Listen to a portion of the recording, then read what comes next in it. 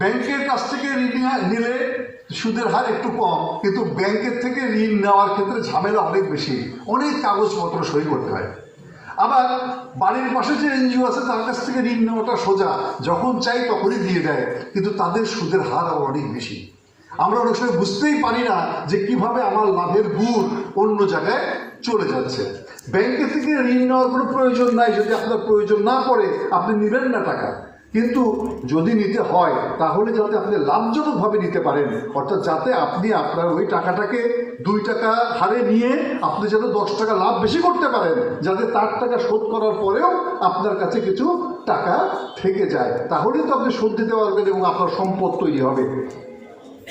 আমরা একটা কথা বলি, আমাদের দেশে কৃষির একটা বড় সমস্যাটা কোথায় জানেন? আমরা নিজেরা জ্ঞানকে যত বেশি কাজে লাগানো দরকার তত ভালোভাবে আমরা কাজে লাগাই না। এই যে